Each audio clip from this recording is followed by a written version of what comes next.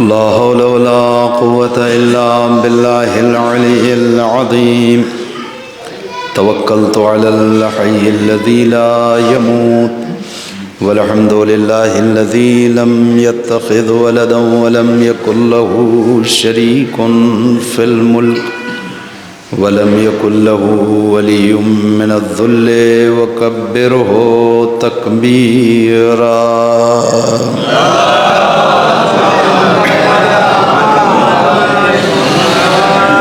وأعوذ بالله من الشيطان اللعين الرجيم بسم الله الرحمن الرحيم الحمد لله رب العالمين بارئ الخلائق أجمعين باعث الأنبياء والمرسلين الصلاة والسلام والتحية والإكرام على بشير النذير السراج المنير شفيع المذنبين المخاطب بطه وياسين الرسول المصدد والنبي المؤيد والمصطفى الأمجد مولانا وسيدنا أبي القاسم محمد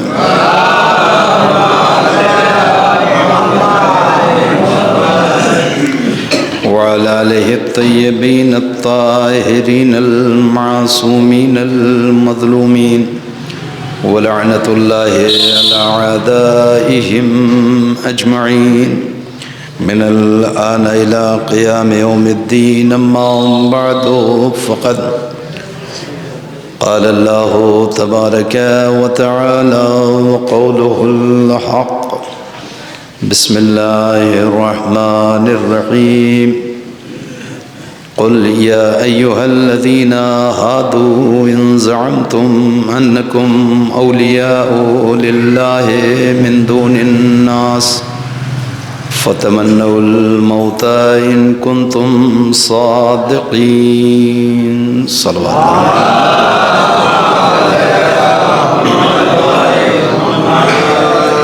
قبل اس کے کہ آغاز گفتگو کروں گزارش ہے ایک مرتبہ سورہ حمد اور 3 بار سورہ اخلاص کی تلاوت فرمائیں اور مرحوم ابن علی کربلائی مرحوم ابن عاشق حسین کربلائی کہ روح کو احسان کر دیں ایک صلوات پڑھ لیں مل جل کر کے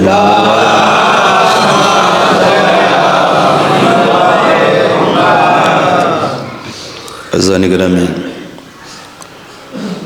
مجلس چہلم مجلس ایصال ثواب اور وہ بھی ایک ایسے انسان کے سلسلے میں کہ جو عاشق اہل بیت ہونے کے ساتھ ساتھ ذاکر اہل بیت بھی تھا اور یہ کوئی چھوٹی اور معمولی صفت نہیں ہے یقیناً عند اللہ کے نزدیک اہل بیت کے نزدیک آل محمد علیہ السلام کے نزدیک ایسا انسان قابل قدر ہے اور نہ یہ کہ اہل بیت علیہ السلام نے ایسے انسان کی قدردانی کا حکم دیا ہے بلکہ خود قدردانی کی ہے شعراء اور وہ شعراء کہ جو دین آل محمد اور مکتب آل محمد کی ترویج میں زبان کھولتے تھے قلم اٹھاتے تھے ان کی عزت ان کی تکریم ان کی قدردانی خود معصومین علیہ السلام نے کی اور اس دنیا میں یہ عمل کر کے دکھایا ہے اس کی پوری ایک تاریخ ہے میں اس طرف نہیں جانا چاہتا بار بار معصوموں نے کہ واقعی اگر کوئی ہمارے حق میں قلم اٹھاتا ہے زبان کھولتا ہے یا ہماری طرف لوگوں کو دعوت دیتا ہے سوزخانی کیا ہے یہ مجلس کیا ہے بھی ابھی شعراء کلام پیش کر رہے تھے کیا ہے لوگوں کو آل محمد کی جانب دعوت دینا اور کچھ نہیں تو جو انسان بھی یہ کام کرتا ہے وہ یقیناً اس کے درجات بلند ہیں، اور دعا گو ہیں کہ خدا مزید ان کے درجات کو بلند فرمائے۔ میں جو گفتگو آپ کے سامنے کرنے جا رہا ہوں وہ ایک پیغام کے پیش نظر، ماحول کے پیش نظر چاہتا یہ ہوں کہ کچھ باتیں ہمارے جوانوں اور چھوٹے بھائیوں کے ذہنوں میں بیٹھ جائیں اور کھل جائے، کیونکہ میں یہ سمجھتا ہوں، بلکہ میں کیا سمجھتا ہوں، بزرگوں کا یہ نظریہ رہا ہے، علماء جو واقعی علماء حق ہیں ان کا نظریہ یہ رہا ہے، 1000 مقصد آپ فرش عزائے حسین کا بیان کر سکتے ہیں اور اس میں کوئی شک نہیں، وہ سب صحیح ہوگا، اس لیے کہ اس فرش کی کوئی ایک وجہ نہیں ہے، اس کی افادیت محدود نہیں ہے کہ آپ 2-4 فائدے بتا کے چپ ہو جائیں۔ زمانے سے اس فرش نے سفر کیا ہے اور آج تک اسی آن بان اور شان کے ساتھ قائم ہے، بلکہ بڑھتا جا رہا ہے، تو بے شمار فوائد ہیں، اس میں کوئی شک نہیں، مگر ایک بنیادی اس کا فائدہ بھی ہے، ہدف بھی ہے، مقصد بھی ہے، بنیادی مقصد، اور وہ یہ ہے کہ یہ فرش یہ کام کرتا ہے کہ ہر زمانے کے لوگوں کو اس کے زمانے کے یزید کی شناخت کرائے۔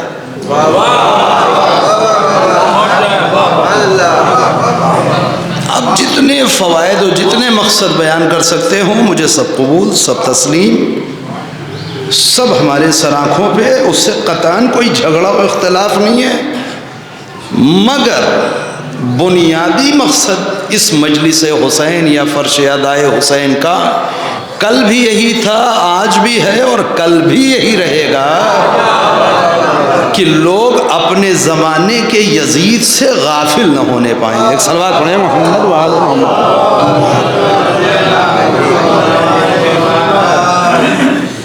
توجہ کر رہے ہیں آپ؟ تو حالات بدلتے رہتے ہیں، زمانہ بدلتا رہتا ہے، وقت بدلتا رہتا ہے، اور اس بدلتے ہوئے وقت کے ساتھ بہت سی چیزیں تبدیل ہوتی رہتی ہیں، ٹھیک ہے، اس میں کوئی برائی اور حرج کی بات نہیں ہے۔ کبھی زمانہ تھا کہ جب ممبر پر آنے والے سے بہترین اردو کی توقع کی جاتی تھی، اس نے بھی کام کیا ہے، مشن میں، اس سے انکار نہیں ہے۔ ان سارے راستوں نے، سارے طریقوں نے مل کر کے عزاداری کو یہاں تک پہنچایا ہے۔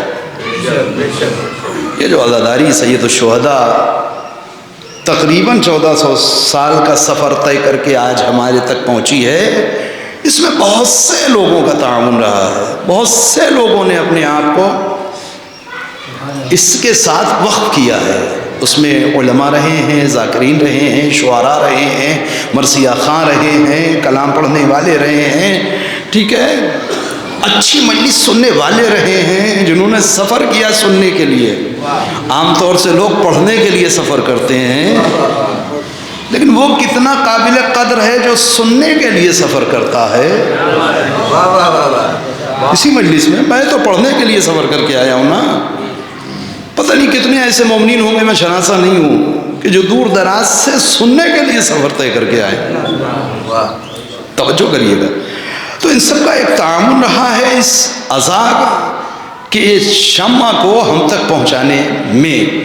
تو ایک دور آتا رہا، کبھی کوئی طریقہ اپنایا گیا، میں جان بوجھ کے نام نہیں لے رہا ہوں، بچ رہا ہوں، کوئی انداز اپنایا گیا خطابت کا، کوئی طریقہ اپنایا گیا خطابت کا، کبھی اچھے اچھے الفاظ بول کر کے کربلا سے لوگوں کو قریب کیا گیا، کبھی گل بوٹے آئے، کبھی جو ہے وہ لفاظی آئی، ٹھیک ہے، کبھی مناظرہ آیا، کبھی علمی کچھ بحثیں آئیں، یہ سب چلتا رہا دور کے ساتھ ساتھ، زمانے کے ساتھ ساتھ۔ مگر آج بزرگوں سے پوری معذرت کے ساتھ اپنے نوجوان ساتھیوں اور بچوں سے عرض کروں کہ آج جس زمانے میں ہم جی رہے ہیں، جس دور میں ہم کھڑے ہیں، یہ دور کسی اور چیز کا مطالبہ کرتا ہے. بہت توجہ کریے، اور اس مطالبے کو ہمیں سمجھنا پڑے گا. ایک صلوات پڑھیں محمد والے محمد.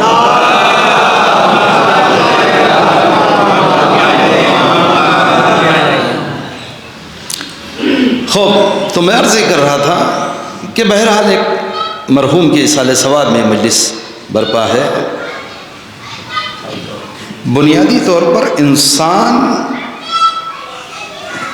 یہ جو اس کائنات کی سب سے عظیم مخلوق ہے، سب سے محترم مخلوق ہے، سب سے زیادہ قابل عزت مخلوق ہے، جسے خدا نے قابل عزت بنایا ہے، یہ اپنے پاس دو چیزیں رکھتی ہے. ابھی تھوڑی سی تمیز سے گزروں گا، ایک پیغام ہے اور بہت طولانی گفتگو نہیں کروں گا. ایک ہے اس کا جسم، اور ایک ہے اس کی روح اور اس کا نفس. ٹھیک ہے؟ جسم بہت سارے تقاضے رکھتا ہے، ویسے انسانی نفس اور انسان کی جو روح ہے یہ اس کے بھی بہت سارے تقاضے ہیں.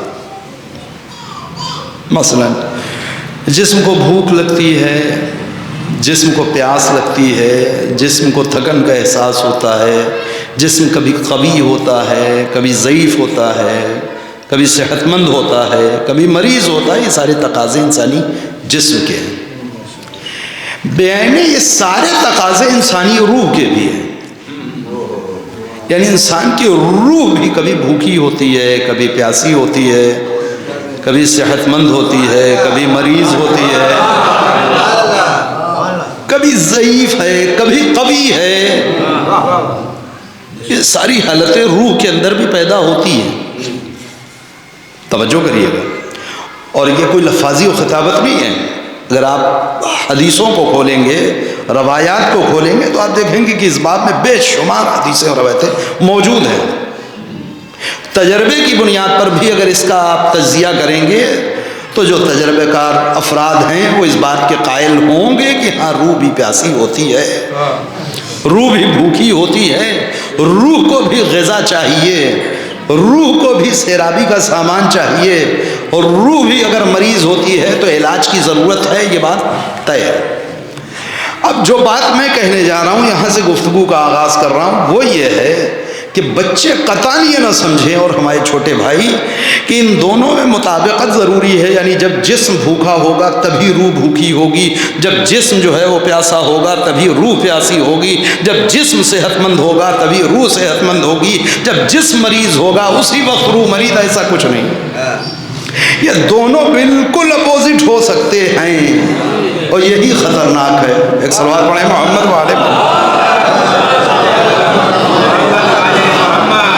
یہی خطرناک ہے. کیوں؟ اس لیے کہ ہو سکتا ہے جس وقت جسم سیر ہو اسی وقت روح بھوکی ہو، جس وقت جسم پیاسا ہو اس وقت روح سیراب ہو، جس وقت جسم صحت مند ہو اسی وقت روح مریض ہو.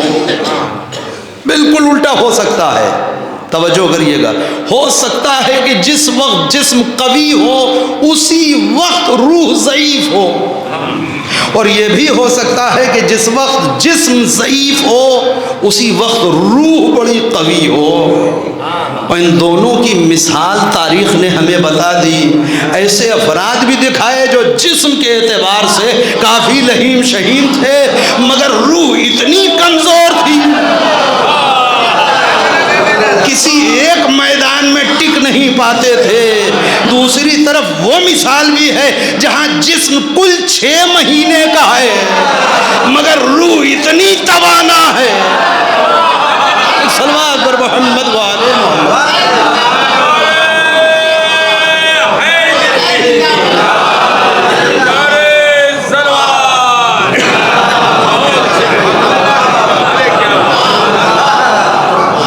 ایک ہی وقت میں یہ کام ہو سکتا ہے جب جسم جو ہے وہ بہت قوی ہے مگر روح بہت کمزور ہے.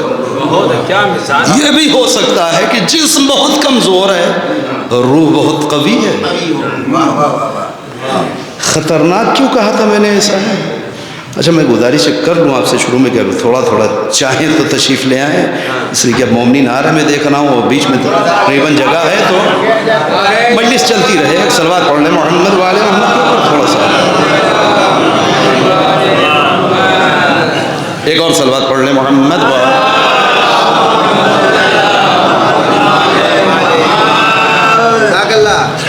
بہت توجہ، ایک اور صلوات پر محمد والے محمد.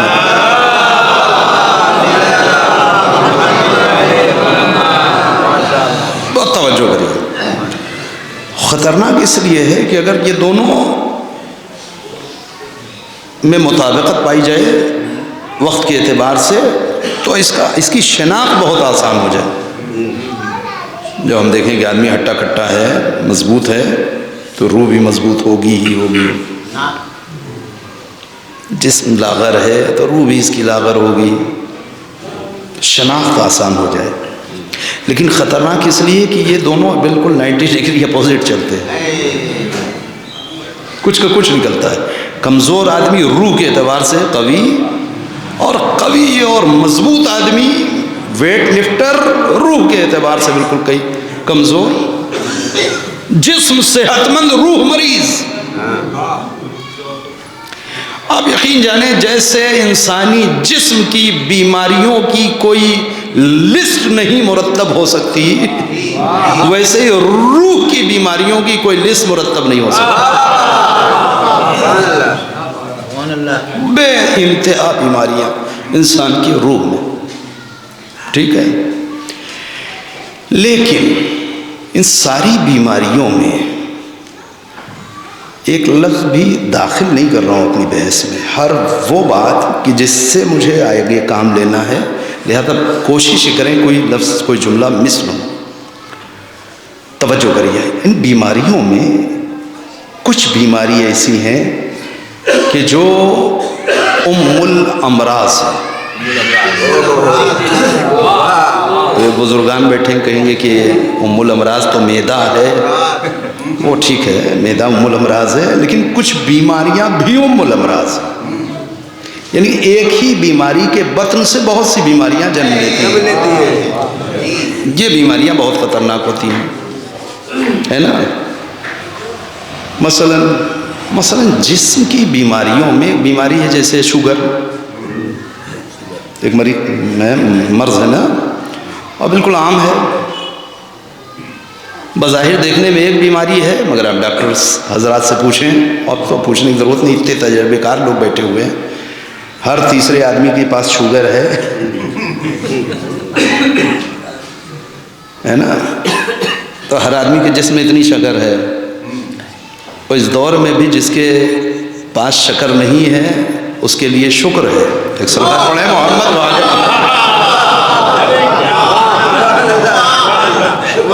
تو کچھ شکر والے ہیں، کچھ شکر والے ہیں. تو یہ اگر شکر بڑھاتے رہیں تو انشاءاللہ شکر والے نہ ہوں. ایک صلوات پڑھیں محمد والے محمد کے.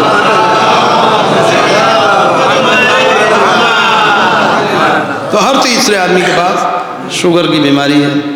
یہ بھی الامراض ہے. یعنی بظاہر کیا مرض ہے؟ شوگر ہے.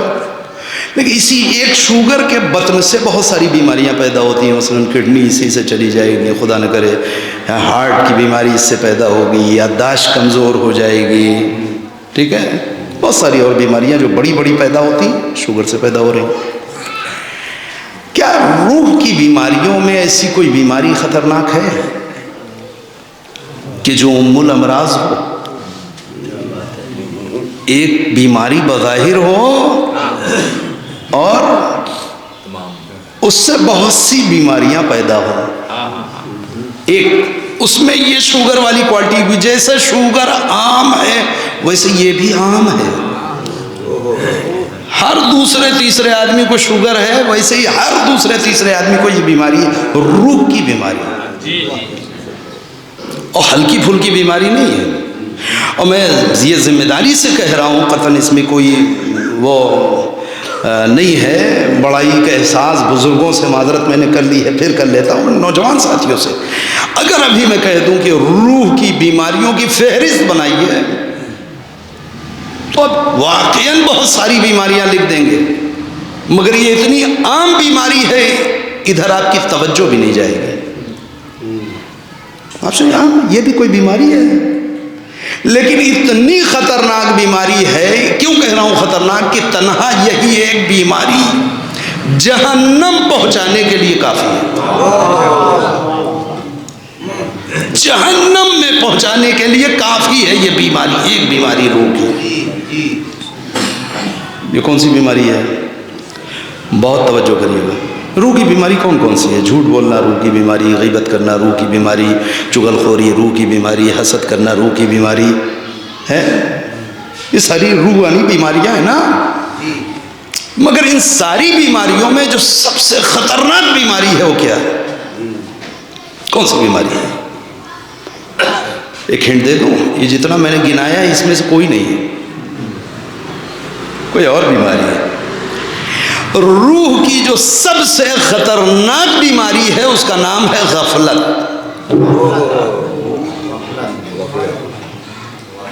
دیکھیے کتنا ٹھنڈا رسپانس. کیوں؟ اس یہ کوئی بیماری ہے؟ اس کو بیماری کہتے ہیں. توجہ. مگر یہ وہ بیماری ہے کہ جس کی بنیاد پر اکثر انسان جہنم چلے جائیں گے. غفلت کی بنیاد پر. اب کہہ رہے کوئی حدیث ہے؟ نہیں، میں حدیث نہیں پڑھنے جا رہا ہوں، کوئی روایت سنانے نہیں جا رہا ہوں. آیت سن لیجیے، آپ نے بار بار سنی ہے.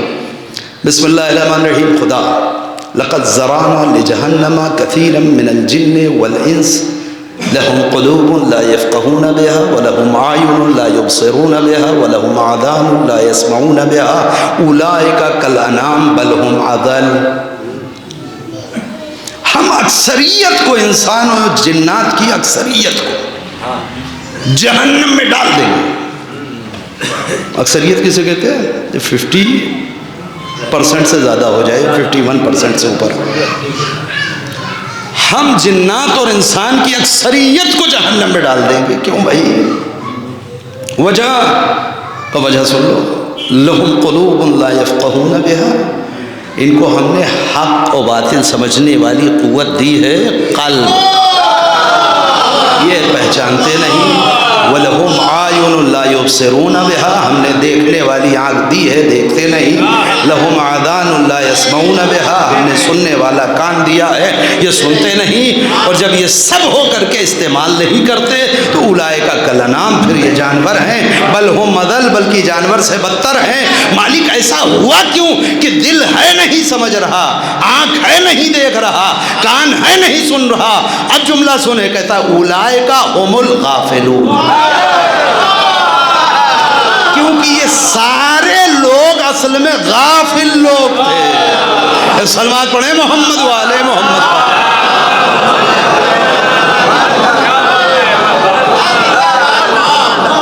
سمجھ میں آ رہی ہے؟ قرآن کہہ رہا ہے یہ غفلت یہاں تک پہنچی. یہ تو سمٹم ہے غفلت کے کہ دل ہے سمجھتا نہیں، آنکھیں ہیں دیکھتا نہیں، کان ہے سنتا نہیں، یہ جانور ہو گیا ہے. بیماری کیا ہے؟ اولئک هم الغافلون. یہ غافل لوگ ہیں. توجہ کریے گا. اب اس پہ رکنا نہیں ہے مجھے، میں تو آپ کو ایک جگہ تک لے جانا چاہ رہا ہوں. اشارہ دے رہا ہوں کہ جو لوگ مزید دیکھنا چاہیں اب یہ لفظ دماغ میں بٹھا لیں، قرآن پڑھتے جائیں. آپ کو جگہ جگہ قرآن میں غافل، غفلت، غافل اور جہنم کا منظر نظر آئے گا. یعنی یہ غفلت روح کی ایسی بیماری ہے کہ انسان کو جہنم پہنچا کے چھوڑتے ہیں.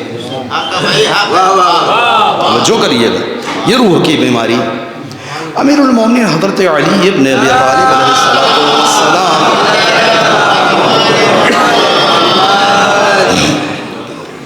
بہت مشہور سی یہ حدیث ہے، عام طور سے آپ نے ساری سوال مجلسوں میں اسے ضرور سنا ہوگا. امام نے فرمایا الناس نعام، سارے لوگ سو رہے ہیں، سب سو رہے ہیں. اذا ماتوا انتبہوا، جس دن مریں گے جاگیں گے. موت آئے گی تب جاگیں گے. اس کا مطلب کیا ہے؟ یہ جو سو رہے ہیں یعنی یہ غفلت میں ہے. اسے بیدار کرو. اگر موت کی آمد سے پہلے جگ گیا اور بیدار ہو گیا، غفلت سے چوک گیا تو ٹھیک. ورنہ موت تو پھر بیدار کر ہی دے گی. ہم کہتے ہیں موت نے سلا دیا، نہیں، موت تو ہمیشہ جگاتی ہے. کریکٹ کر لیں. کہتے ہیں موت کی نیند سو گئے. نہ، موت جاگنے کا نام ہے، سونے کا نام ہے. موت سے پہلے تو سو سکتا ہے، موت کے بعد پھر جاگنا ہی جاگنا ہے. بیداری ہی بیداری ہے. موت ہر طرح کی غفلت سے انسان کو باہر نکالتی ہے. بالکل ویسے ہی جیسے سویا ہوا آدمی کبھی دیکھتا ہے جاپان میں ہے، امریکہ میں ہے، ایران میں ہے، سعودی میں ہے، یہ کر رہے ہیں، وہ کر رہے ہیں، کوئی نیکی کر رہے ہیں، کوئی برائی کر رہے ہیں، اچانک صبح ہوتی آنکھ کھلتی ہے، سمجھ میں آتا کچھ نہیں ہے. حقیقت تو یہ ہے، امام کہہ رہے ہیں ابھی سو رہے ہو، موت جگائے گی. ایک دن موت آئے گی تو جاگو گے. یہ کون سی نہیں سو رہے ہیں، اس سونے کا نام ہے غفلت. قرآن نے 3 چیز دکھائی تھوڑا سا سمجھانے کے لیے کہ غفلت کس ٹائپ کی ہو سکتی ہے. یعنی کبھی کبھی یہ ہوتا ہے کہ انسان بار بار کسی چیز کو دیکھتا ہے مگر توجہ نہیں کرتا، بار بار کسی چیز کو سنتا ہے مگر روح میں نہیں اترتی بات ہے نا. پڑھتا ہے، خود بولتا ہے، نہیں سمجھتا. یہ کیا ہے؟ غفلت. کبھی آپ کدھر سے آئے ہیں؟ کب وہ جو مین چوراہا ہے اس طرف سے آئے مجلس میں؟ کہا جی جی. کہا وہ جو نکڑ والی دکان ہے وہ کھل گئی تھی یا نہیں؟ کہا یا تو ادھری سے میں خیال نہیں کیا دکان کھلی کہ نہیں. یہ کیا تھا؟ آنکھیں کھلی تھی، آیا وہیں سے مگر دیکھا نہیں دکان کھلی ہے بند. یہ غفلت. روم میں بیٹھا ہے، ٹھاٹ سے 2 گھنٹے سے کمرے میں ہے، گھڑی چل رہی ہے، 10 بار ادھر ادھر نگاہ ڈالنے پہ گھڑی دیکھا ہے مگر اچانک وقت دیکھنے کا خیال آیا تو پھر سے گھڑی ڈھونڈے. یہ کیا ہے؟ غفلت. یعنی اتنی بار جب نگاہ اٹھائی تو صرف گھڑی دیکھا تھا، اب ٹائم دیکھو گے. یہ کیا ہے؟ یہ غفلت. بار بار چیزیں نظر میں آئیں مگر متوجہ نہیں. غفلت. بار بار کوئی بات کسی سے سنی مگر متوجہ نہیں. غفلت. خود پڑھا، یہ بہت خطرناک ہے، توجہ کریے. خود پڑھ رہے ہیں، خود سن رہے ہیں مگر غافل ہے. ایسا بھی ہو سکتا ہے. جی ایسا ہو سکتا ہے. اب میں آپ کو تھوڑا ہلکے پھلکے انداز میں لے کر کے چلوں. ہوتا یہ ہے کہ بہت سے لوگ جو کھیتی کرتے ہیں ان بیچارے کسانوں کے ساتھ بہت ساری مشکلات پیش آتی ہیں. ویسے دین کی نظر میں ہم ہوں آپ ہوں سب کسان ہی ہیں. دین کی نظر میں ہم اور آپ سب کسان ہیں. بہت توجہ رکھیے گا. اور آپ سمجھتے ہوں کہ آپ ڈاکٹر صاحب ہیں، آپ سمجھتے ہوں کہ آپ عالم صاحب ہیں. ہو سکتا ہے آپ سمجھ رہے ہوں کہ آپ بہت بڑے انجینئر ہیں، اللہ صاحب کو کسان سمجھ رہا ہے. کیونکہ پیغمبر نے فرمایا کہ دنیا مزرع الآخرہ، پوری یہ دنیا کھیتی ہے. تو بابا کھیت میں کسان ہوتا ہے، ڈاکٹر و انجینئر نہیں ہوتا. تمہیں کھیتی کرنے بھیجا بھائی، کیا ثابت کیا ہے؟ ڈاکٹری کر لینا پارٹ ٹائم میں، انجینئرنگ کر لینا پارٹ ٹائم میں، پہلے کھیتی کرو. آئے ہو کھیت میں تو سب کسان ہیں. کھیت میں جو ہے وہ کسان ہے. تو جو لوگ کسان ہیں واقعی آپ ان سے ملیں تو ہر فصل کی کوئی نہ کوئی مشکل ہوتی ہے، کوئی نہ کوئی دقت آتی ہے. جو لوگ چاول کھیتی کرتے ہیں آپ ان سے پوچھیں اس میں کیا مشکلات آتی ہے، گیہوں والے کیا آتی ہے. بہرحال ایک واقعہ یوں مشہور ہے، غفلت ذہن میں رہے. غفلت سے غافل نہ ہوئیے گا، پوری محنت میری ضائع ہو جائے گی. جو ایک صاحب تھے جو بھٹے کی کھیتی کرتے تھے. بھٹے کی کھیتی میں ان کے علاقے میں مشکل یہ ہوتی تھی کہ طوطے بہت ہوتے تھے. بہت سارے طوطے آ کر کے بھٹے کے کھیت پہ بیٹھے اور جب دانہ تیار ہو جائے تو کھا کر کے چٹ کر دیتے تھے. وہ بیچارہ کسان ساری مہینوں کی محنت جو ہے وہ ضائع ہو جاتی تھی. تو لوگوں نے کہا زہر وٹ ڈال دو، مار دیا جائے ایسے ویسے. اس نے کہا نا، بے زبان جانور، ایسا کرو کہ ان کی ٹریننگ کرو، انہیں لے آؤ. اس نے جال بچھایا اور صاحب کو پکڑ لیا، سینکڑوں طوطے اور لے کر کے گھر آیا، اچھے سے کھانا پانی کا انتظام کیا، ان کو سمجھانے لگا کہ یہ بات رٹ لو بالکل، کیا ہم بہت شریف طوطے ہیں، ہم آئندہ کبھی بھٹے کے کھیت پہ نہیں بیٹھیں گے۔ توجہ کریے، 10 دن 20 دن 25 دن 1 مہینے کے بعد طوطے جو ہے وہ بولنا شروع کرتے ہیں، ہم بہت شریف طوطے ہیں، ہم آئندہ کبھی بھٹے کے کھیت پہ نہیں بیٹھیں گے۔ ادھر دھیرے دھیرے ان کی ٹریننگ چلتی رہی، ادھر دوسری طرف فصل تیار ہوتی رہی۔ 1 سال پھر ہو گیا پورا، تو اس نے کہا کہ دیکھو بلا وجہ لوگ مشورہ دے رہے تھے، مار دو، یہ کر دو، وہ کر دو، اچھے سے سمجھ گئے ہیں سب، بغیر کہے خود سے اپنا تعارف کراتے ہیں، ہم بہت شریف طوطے ہیں، ہم آئندہ کبھی بھٹے کے کھیت پہ نہیں بیٹھیں گے۔ اس نے کہا ان کی سمجھ میں آ گیا، یہ کھول دینا چاہیے، چھوڑ دیا، اور نتیجہ اسی کے کھیت پہ اسی بھٹے کے پیڑ پر بیٹھے بھٹا کھاتے رہے اور کہتے رہے ہم بہت شریف طوطے ہیں، ہم آئندہ کبھی بھٹے کے کھیت پہ نہیں بیٹھیں گے۔ وہ بیچارہ سر پکڑ کے بیٹھا کسان، اتنے دنوں کی محنت، بول بھی رہے ہیں، یہ ہو کیا رہا ہے؟ گڑبڑی کہاں ہوئی کچھ سمجھ میں آئی؟ واقعہ آپ نے یقیناً سنا ہوگا، میں نتیجے تک لا رہا ہوں۔ کہاں گڑبڑی؟ اس میں اتنی محنت میں فالٹ کہاں ہے کہ بے نتیجہ کیوں ہو گئی یہ محنت؟ کیونکہ طوطے بیچارے نہ بھٹا پہچانتے ہیں، نہ شرافت جانتے ہیں، وہ تو کہے جا رہے ہیں، صرف انہیں پڑھا دیا گیا، پڑھ لیا۔ کہیں ہم تو روزانہ دن بھر میں 10 بار خدا سے یہ نہیں کہتے کہ ہم بڑے شریف بندے ہیں، ہم صراط مستقیم پہ رہنا چاہتے ہیں، اس راستے پہ رہنا چاہتے ہیں، ان لوگوں کے راستے پر جن پر تو نے نعمتیں نازل کی ہے، اس راستے پہ نہیں جانا چاہتے کہ جس پر تیرا غضب نازل ہوتا ہے، یا جو گمراہوں کا راستہ ہے۔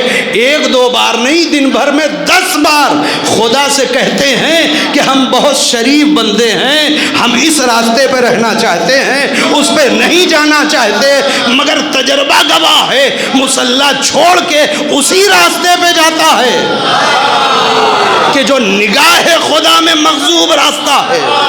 کہ ایسا تو نہیں کہ ہم بھی نہ بھٹا پہچانتے ہوں، نہ شرافت پہچانتے ہوں، آج تک ہم نے چیک کیا کہ مغضوب راستہ ہے کون سا، کس چیز سے بچنے کا ہم عہد کر رہے تھے دن بھر میں 10 بار خدا کی بارگاہ میں۔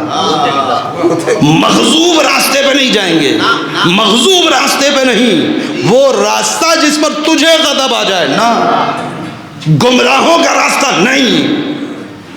تو سارے مسلمان ٹھیک ٹھاک ہیں، نماز پڑھنے والے ہیں،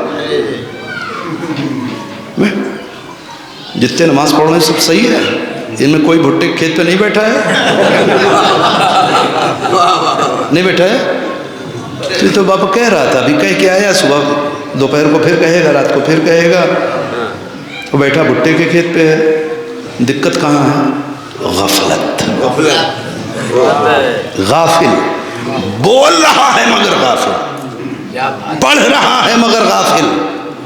یہ کیا ہے؟ لہم قلوب لا یفقہون بہا، دل دیا ہے خدا نے اسے، سمجھ نہیں رہا کہ کیا کر رہا ہے۔ انجام لقد ذرأنا لجہنم، جہنم منتظر ہے، جہنم میں ڈال دیا جائے گا۔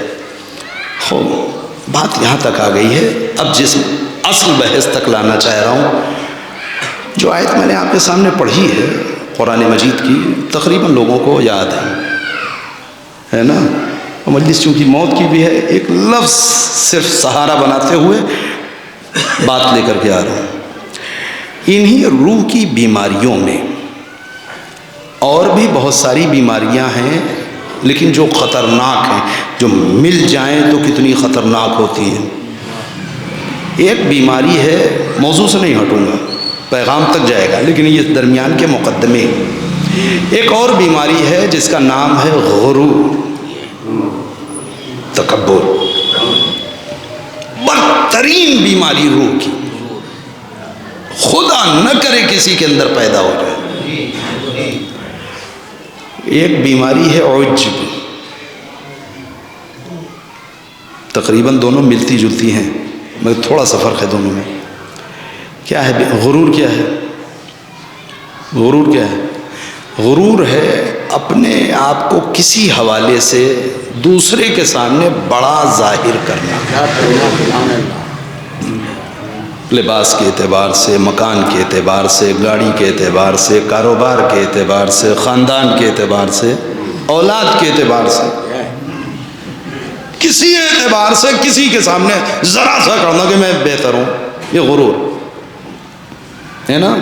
میرا لباس اتنے روپے میٹر کا ہے میرے جسم پر، اور اسی بز میں کوئی ایک غریب بیٹھا ہوا ہے، اب اس کے لباس کو دیکھا، اپنے لباس کو دیکھا، اب انداز بدل گیا، یہ غرور۔ یہ کس سے آیا ہے؟ فلاں گاڑی سے، میری یہ گاڑی۔ اس کا مکان کتنے اسکوائر فٹ میں؟ میرا اتنے بڑے بنگلہ، یہ غرور۔ بے انتہا خطرناک بیماری۔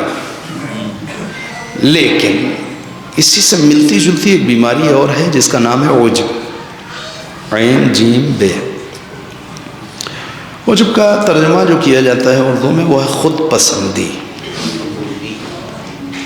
دیکھنے میں لگے گا آپ کو غرور، لیکن تھوڑا سا فرق ہے۔ یہ کیا ہے؟ جب کوئی نہیں ہے مقابلے میں، سامنے کوئی نہیں ہے، مثلا جاڑے کی بڑی بڑی راتیں ہیں ماشاءاللہ سے، اگر ٹائم پہ سو گئے سردی کی وجہ سے تو 2-4-6 گھنٹے بعد آنکھ کھل گئی، دیکھا 2:30-3 بج رہا تھا، اللہ نے توفیق دے دی، وہاں نماز شب پڑھ لیتے ہیں، اٹھے وضو کیا، نماز شب پڑھ لی، کسی نے نہیں دیکھا۔ اب جو پڑھ کر کے دوبارہ بستر پہ آئے تو فیل کر رہے ہیں خوشی، اے دیکھو صاحب سو رہے ہیں، سارا محلہ سو رہا ہے، سارا گھر والے سو رہے، میں نے نماز شب پڑھ لی، کسی سے بتا نہیں رہا، اکیلے اسی بند کمرے میں خود خوش ہو رہا اپنے کسی نیکی عمل پر۔ یہ ہے خود پسندی، یہ غرور سے زیادہ خطرناک ہے دین کی نگاہ میں۔ کسی نے یہ کام نہیں کیا، میں نے یہ کام کر دیا، کسی پہ اظہار نہیں کر رہا، اپنے کسی نیک عمل یا نیکی کے اوپر خود خوش ہونا، یہ خود پسندی۔ غرور میں کوئی سامنے ہوگا تو اکڑو گے، خود پسندی میں تو کوئی ہے بھی نہیں، اکیلے میں اکڑا جا رہا ہے، لہذا یہ غرور سے زیادہ خطرناک بیماری۔ کسی حوالے سے دوسروں سے اپنے کو بہتر سمجھنا، یہ قطعاً خدا کو پسند نہیں، اور یہی عمل مغضوب ہے۔ توجہ کریے، یعنی یہ چیز اس قابل نہیں ہے کہ خدا کو خوش کر سکے، خدا غضبناک ہوتا ہے اس پر، ٹھیک۔ اچھا، ایسے آدمی دکا دکا 2-4 ہر علاقے میں ہوتے ہیں یا نہیں؟ بہت سے ہوں گے جن کے اندر غرور ہوگا، کچھ ایسے ہوں گے کہ ان کے اندر خود پسندی بے انتہا ہوگی، ہو سکتے ہیں۔ ہر علاقے میں، ہر شہر میں، ہر انجمن میں، ہر خاندان میں تو ہو سکتے ہیں بھائی، پاسبل ہے، مگر ایسا نہیں ہو سکتا کہ کہہ دیا جائے کہ بھائی جلال پور کے 100% لوگ سب غرور میں مبتلا ہیں، کہہ سکتا کوئی؟ نہیں۔ تو اگر آپ کے جلال پور کے بارے میں نہیں کہہ سکتا تو آپ کسی کے بارے میں کہہ سکتے ہیں؟ یہ پوری انجمن مغرور ہے، یہ پورا شہر مغرور ہے کوئی ایسا؟ نہیں بھائی، اچھے برے ہر جگہ مل جائیں گے، مگر اسی دنیا میں ایک پوری قوم ایسی ہے جس کے بارے میں ہم نہیں کہہ رہے، خدا کہہ رہا ہے ایسی، خدا کہہ رہا ہے کہ ایسی ہے پوری قوم۔ کیسی قوم؟ وہ قوم جو یہ سمجھتی ہے کہ اس پوری دنیا میں سب سے اچھی قوم ہم ہیں، اس پوری دنیا پہ حکومت کرنے کے لیے پیدا ہم ہوئے، باقی سارے انسان ہماری خدمت کے لیے پیدا ہوئے۔ خطرناک ہے، بہت توجہ کریے گا۔ اگر یہی نظریہ و عقیدہ ہے کہ اس دنیا میں ہم حکومت کے لیے، باقی سب ہماری خدمت کے لیے پیدا ہوئے، تو اپنے اس مقصد کو یا اپنی اس بات کو ثابت کرنے کے لیے کسی حد تک جائے گا، بہت توجہ کریے گا، کسی حد تک جائے گا۔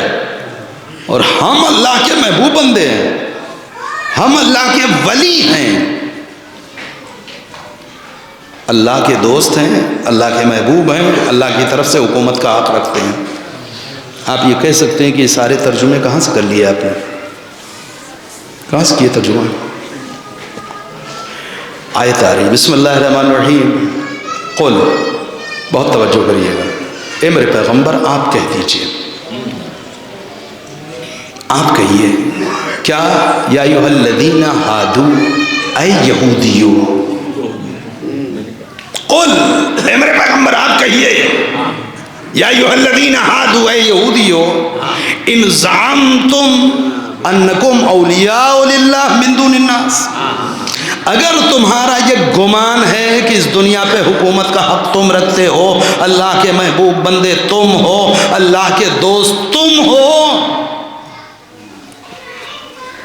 پھر رک رہا ہوں، یہ 3 ترجمے کہاں سے رہے؟ کیونکہ قرآن نے ایک لفظ استعمال کیا، انکم اولیاء،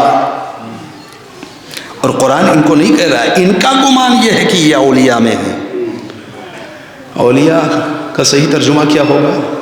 بہت جاگیے گا، بات کام کی، کہاں سے ترجمہ نکلے گا؟ ولایت سے، ولایت سے ہے نا، ولی، ولایت سے ہے مولا، ہیں یہ سارے الفاظ کہاں سے آئے ہیں؟ ولایت سے۔ ولایت کا معنی کیا ہے؟ اسی معنی میں تو جھگڑا چل رہا ہے بھائی، ولایتی کے مطلب میں تو اتنا سارا جھگڑا ہے۔ کیا ہے؟ کسی نے کہا ولایت کے معنی دوست، کسی نے کہا دوستی، ولایت کے معنی محبت، ولایت کے معنی حکومت۔ تو اگر یہ تینوں معنی ہیں یا اور بھی اس کے علاوہ معنی ہیں کہ ہیں، اس میں کوئی شک نہیں، تو جس نے ولایت کا مطلب محبت سمجھا اس نے مولا کا معنی محبوب بنایا، جس نے ولایت کے معنی دوستی کے لیے اس نے مولا یعنی دوست سمجھ لیا، مگر جس نے ولایت کا مطلب حکومت سمجھا اس نے مولا کا مطلب حاکم سمجھا۔ ولایت کا کیا معنی یہ پہلے طے ہو، ٹھیک ہے؟ انکم اولیاء للہ، تمہارا یہ خط ہے کہ تم بہترین قوم ہو، تم سب سے اچھی قوم ہو، تم اللہ کی برگزیدہ قوم ہو، تم محبوب خدا ہو، تم اس دنیا پہ حکومت کے لیے پیدا کیے گئے ہو، تمہیں یہ خط ہے؟ تو میرے پیغمبر بہت آسان سی بات ہے، ابھی ٹیسٹ ہو جاتا ہے، ان سے یہ کہہ دیجئے فتمنوا الموت ان کنتم صادقین، اگر اپنے اس دعوے میں سچے ہو تو ذرا موت کی تمنا کرو، ذرا موت کی تمنا کر کے دکھاؤ۔ کیوں؟ اللہ کے محبوب ہو نا، تو اللہ کی ملاقات سے کیوں بھاگ رہے ہو بھائی؟ موت کی خواہش پیدا کرو، موت کی تمنا پیدا کرو، موت کی آرزو کرو، ٹھیک؟ انتظار نہیں کرتا خدا کہ ان کی طرف سے کوئی جواب آئے، یہ کیا جواب دیں گے؟ پیغمبر میں آپ کو بتاتا ہوں، وَلَا يَتَمَنَّوْنَهُ أَبَدًا، یہ وہ قوم ہے جو ہرگز کبھی بھی موت کی تمنا نہیں کرے۔ ایسا نہیں کہ پیغمبر کے زمانے کے یہودی کی بات ہو رہی ہے، ابدا، ہمیشہ ہر دور کا یہودی یہ کچھ بھی کر لے، چال بازیاں کرے گا، مکاری کرے گا، بے ایمانی کرے گا، دھوکہ دے گا، موت کی تمنا نہیں کر سکتا۔ یہ بزدل قوم ہے، قرآن پڑھ رہا ہوں، یہ بزدل قوم ہے، بہت توجہ کریے گا۔ وَلَا يَتَمَنَّوْنَهُ أَبَدًا، ہرگز نہیں، کبھی بھی یہ موت کی تمنا نہیں کر سکتی۔ یہ قوم پوری قوم کی بات کر رہا ہے، یا ایھا الذین ہادوا، اے یہودیو، سب کو سمیٹ لیا خدا نے۔ پھر اتنے پہ قانے نہیں ہے، خدا کہتا ہے قل، میرے پیغمبر آپ ان سے کہیے، ان الموت الذی تفرون منہ، بے شک وہ موت جس سے تم فرار کرتے ہو، فَإِنَّهُ مُلَاقِيكُمْ، وہ خود ایک دن تم سے ملاقات کرے گی۔ کہاں تک فرار کرو گے؟ آج تک دنیا میں کوئی موت سے بھاگ سکا ہے کہ تم بھاگ لو گے؟ بہت توجہ کریے گا، ایک سیکوینس میں آیتیں آ رہی ہیں۔ میرے پیغمبر یہودیوں سے کہہ دیجئے، اگر ان کا یہ خط ہے کہ یہ دنیا میں بیسٹ ہیں، بہتر ہیں، سب سے اچھے ہیں، سپیریئر ہیں، یہ حکومت کا حق رکھتے ہیں، یہ ہمارے کنٹرول میں رہے، وہ ہمارے کنٹرول میں رہے، فلاں ہمارے کنٹرول میں رہے، تو آپ ان سے کہہ دیجئے کہ اگر اپنے دعوے میں سچے ہو حکومت کا حق اللہ نے دیا ہے، محبوب خدا ہو، ولی خدا ہو، فتمنوا الموت ان کنتم صادقین، تم موت کی تمنا کیوں نہیں کرتے؟ میں سوچ رہا ہوں کہ رک جاؤں تھوڑا سا. یہ بتائیے کیا واقعی دنیا پہ کسی کی حکومت ہے، یا ہم آزاد ہیں یا غلام اس وقت؟ بڑے غضب کی بات کہنے جا رہا ہوں، توجہ رکھیے گا. ابھی آپ آزاد ہیں یا غلام ہیں؟ پہلے بچوں کو یہ سمجھانا پڑے گا غلامی ہوتی کیا ہے، آزادی ہوتی کیا ہے. دیکھیے جو قیدی ہوتا ہے قید خانے میں، اس کا لاکھ دل چاہے کہ وہ جو 3 پیس سوٹ ہم نے نیا سلوایا تھا وہ پہن لیں، پہن سکتا ہے جیل میں. جیلر ڈیسائیڈ کرے گا کیا پہنو گے، ہے نا. جیلر تمہارا لباس طے کرے گا، یہ والا پہنو، یہ نمبر پہنو. اس کا بڑا دل چاہتا ہے یہ چیز پکوا کے کھائیں، کھا سکتا ہے نا. قیدی ہو، جیلر طے کرے گا کیا کھاؤ گے. اس کا بڑا دل چاہتا ہے کہ آج دن میں سوئیں، بڑی اچھی دھوپ نکلی ہے، سو سکتا ہے نہیں. جیلر طے کرے گا کہ تم کتنی دیر سو گے، آرام کرو گے، اٹھو گے. تو اپنی مرضی کا کھا نہیں سکتا اس لیے قیدی ہے، اپنی مرضی کا پہن نہیں سکتا اس لیے قیدی ہے، اپنی مرضی کی زندگی جی نہیں سکتا کیونکہ قیدی ہے. یہی قید کاٹ کر کے جب باہر نکلے گا، اب جو چاہے پہنے، جو چاہے کھائے. تو قیدی اور آزاد کا فرق سمجھ میں آیا؟ توجہ سے سنیے گا، خدا شاہد ہے. ایمانداری سے بتائیے ہم کیا کھائیں یہ ہم طے کرتے ہیں یا کوئی اور طے کرتا ہے؟ آج ہم کیا پہنیں گے یہ ہم طے کر رہے ہیں یا کوئی اور کہیں بیٹھ کے طے کر رہا ہے؟ ہمارے بچے اسکول میں کیا سلیبس پڑھیں گے یہ ہم طے کر رہے ہیں یا کوئی اور کہیں سے بیٹھ کے طے کر رہا ہے؟ حد ہو گئی، ہماری جیب میں موبائل کس ورژن کا ہوگا یہ ہم طے کرتے ہیں یا کوئی اور طے کر رہا ہے؟ یہ کون ہے جو ہم کو سمجھا رہا ہے دھیرے دھیرے؟ کیا بیوقوفوں والی بات کر رہے ہیں، پچھڑے ہی رہ جاؤ گے. ساگ روٹی کوئی کھانے کی چیز ہے، صبح صبح بچہ کھا کے میگی کھلاؤ، میگی کھاؤ، تب ایڈوانس دکھو گے. یہ ہے بھائی چائے روٹی کھا رہے ہو، سبزی روٹی کھا رہے ہو، پیاز روٹی کھا رہے ہو، یہ کوئی طریقہ ہے؟ یہ کوئی لائف اسٹائل ہے؟ پچھلے سال سے وہ جو کپڑا چل رہے ایک ڈیزائن چاہیے نا، سال پورا ہونے سے پہلے ہم نیا فیشن دیں گے تمہیں. پچھلے سال ایسا پہننا تھا، اس سال ایسا پہننا ہے لباس. پہنچ رہی بات؟ سال پورا ہونے سے پہلے ہمیں بتا دیا جاتا ہے کہ اب یہ جو عید آ رہی ہے اس میں اس ماڈل کی ڈریس پہنی جائے گی، اس طریقے کی سلائی ہوگی. یعنی کوئی اور طے کر رہا ہے کہ ہم کیا پہنیں گے، کوئی اور طے کر رہا ہے ہم کیا کھائیں گے. کھچڑی کھائیں گے، دال روٹی کھائیں گے، یا پیزا کھائیں گے، برگر کھائیں گے، کوئی اور بتا رہا ہے. تو کون آزاد ہے؟ آزاد ہیں ہم. اپنے آپ کے گھر کے اندر کا کچن تک آزاد نہیں ہے. آپ کیا آزاد نہیں ہے؟ کچن تک میں کسی اور کی حکومت چل رہی ہے، غیر مرئی حکومت، نہ نظر آنے والی حکومت. توجہ کریے گا، کہاں ہے ایسا غافل مسلمان؟ خدا پے در پے ایک قوم کی مینٹلٹی بتاتا ہے کہ اس دنیا میں اس نظریے کے ساتھ جی رہی ہے ایک قوم. ہوشیار رہو، یہ اپنے آپ کو سب سے بہتر سمجھتے ہیں، یہ اپنے آپ کو ولی خدا سمجھتے ہیں، یہ اپنے آپ کو محبوب خدا سمجھتے ہیں. مگر ایک کمزوری ہے ان کی مسلمانوں، ہم بتا دیں کہ موت سے بہت ڈرتے ہیں. نہیں ابھی آپ جو نہیں بول رہے میں سمجھ رہا ہوں، آئیں گے ابھی آپ. یہ موت سے بہت گھبراتے ہیں. کچھ بھی ہو یہ موت کا مقابلہ نہیں کر سکتی. موت دکھے گی تو یہ فرار کرے گی. ایسی قوم ہے. توجہ کریے گا. اچھا یہ سب بیان کر دیا، ایسی قوم. ہم نے کہا تو یہ تو بہت بڑی طاقت تھی. کہا نہیں تم سمجھے نہیں. دوسری جگہ پر، اس جگہ نہیں، دوسرے مقام پر اس قوم کا تقریباً خدا نے قرآن مجید میں کم و بیش 200 آیتوں میں ذکر کیا.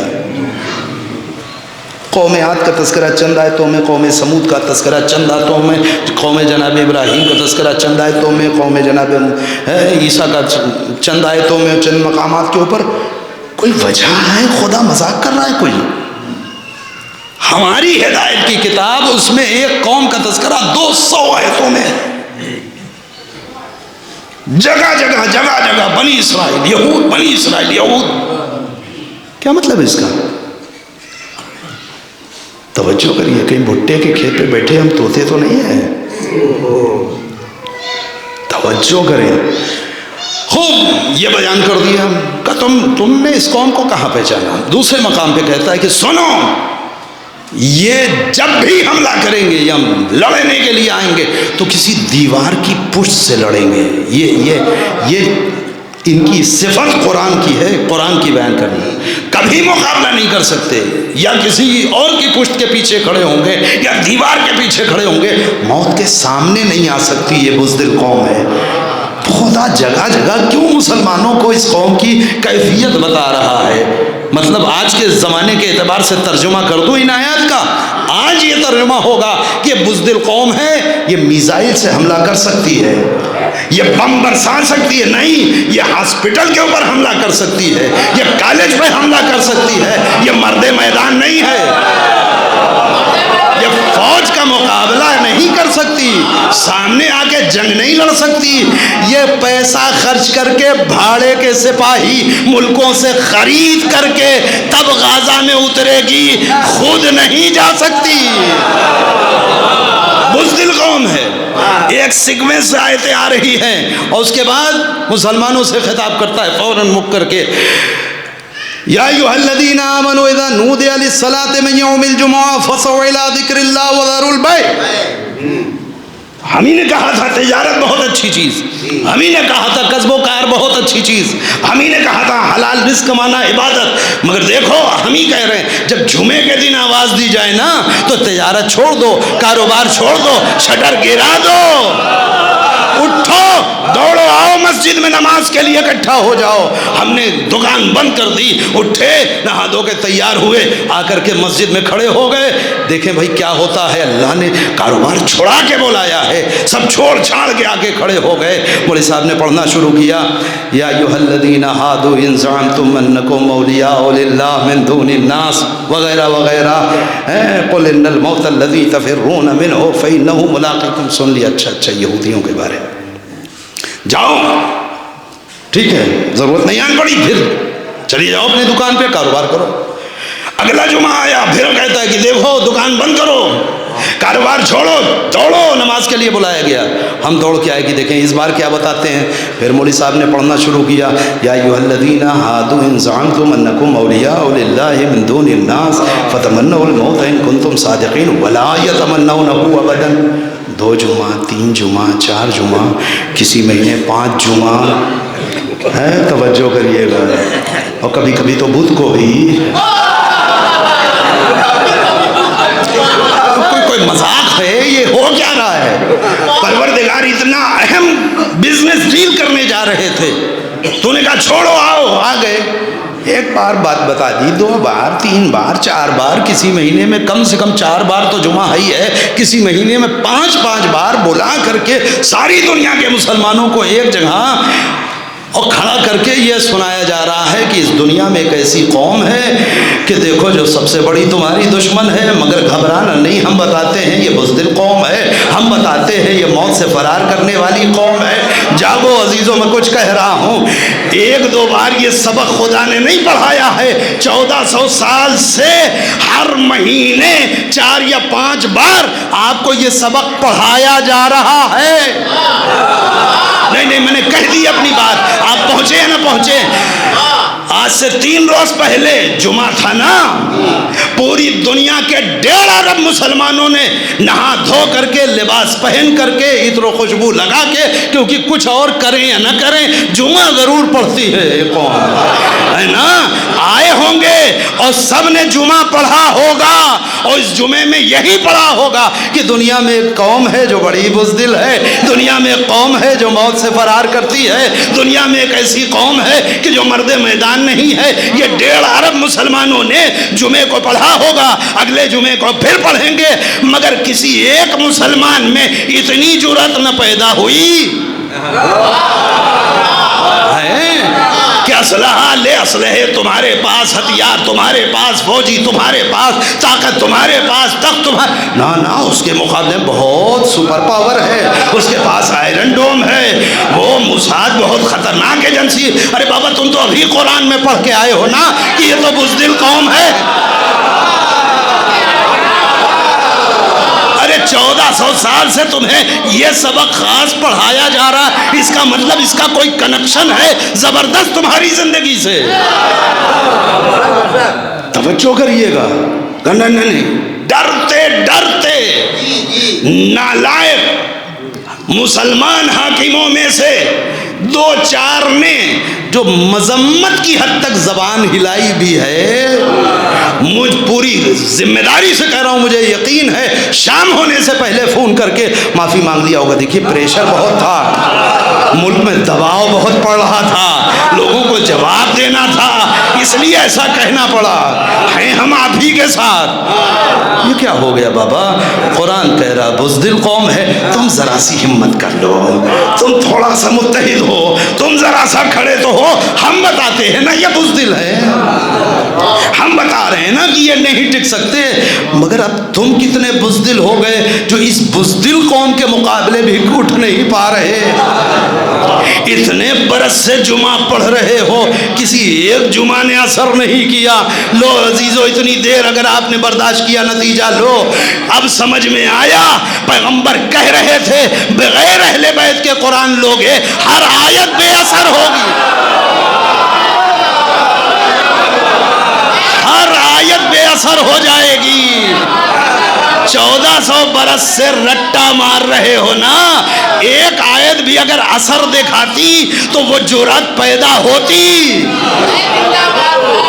مگر نہیں، وہ قوم دنیا میں کہ جس نے قرآن کو بھی لیا اہل بیت کو بھی لیا، نہیں جس نے قرآن و اہل بیت کو لے کے جمعہ پڑھ لیا ہے، وہی آج اسرائیل کے خلاف فلسطینیوں کے ساتھ کھڑی ہے۔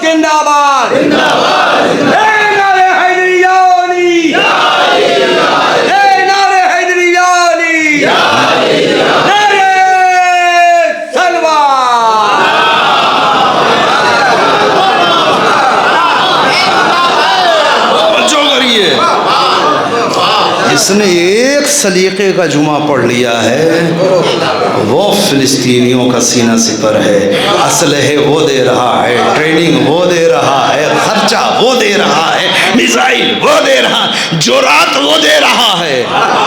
توجہ کریے گا، چاہے وہ ایران کی شکل میں ہو، چاہے حزب اللہ لبنان کی شکل میں ہو، آپ کو وہی ساتھی نظر آئے گا جس نے قرآن کے ساتھ اہل بیت کو دیا۔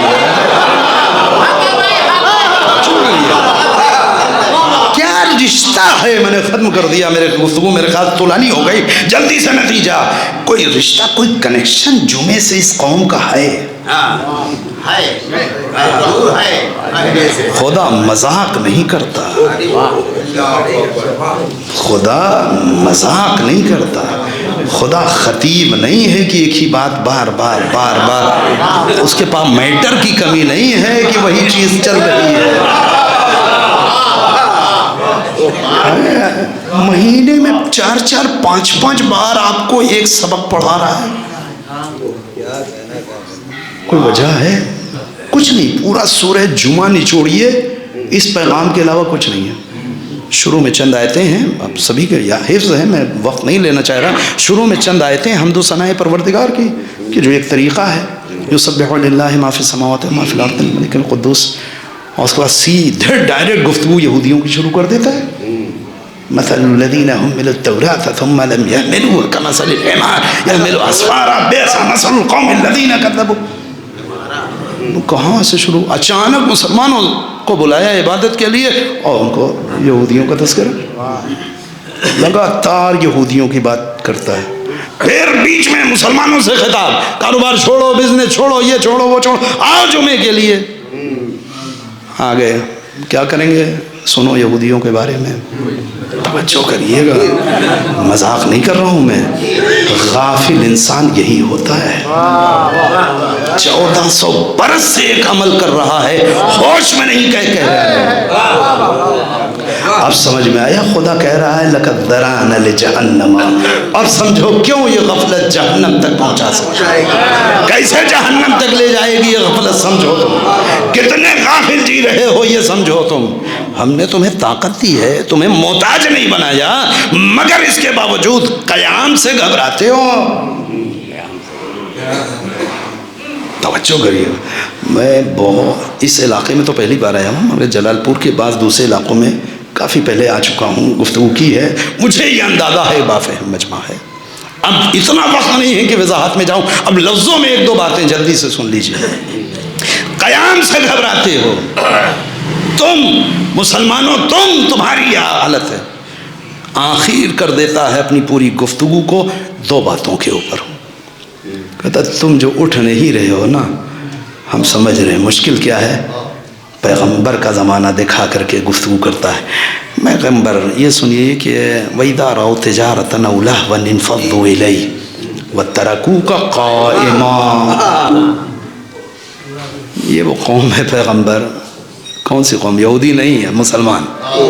یہ وہ قوم ہے نا کہ اگر اس کو کوئی کھیل تماشا, لہو لعب, تجارت, اپنا اقتصاد نظر آ جائے نا, تو آپ کو قیام کی حالت میں چھوڑ کے بھاگ جائے.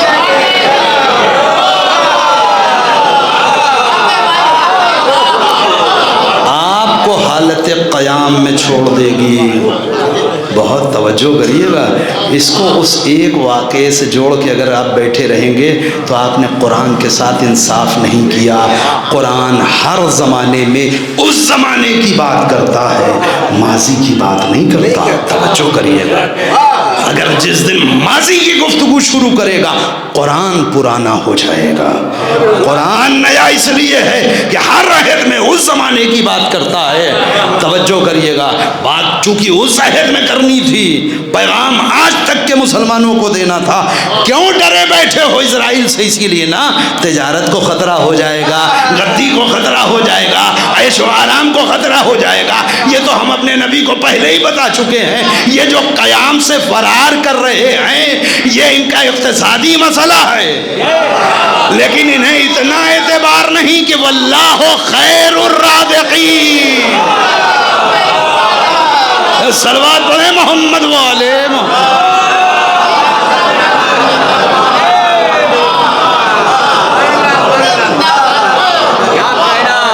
اگر خدا کو رازق سمجھتے ہوتے تو اب تک فلسطین کی حمایت میں کھڑے ہو جاتے.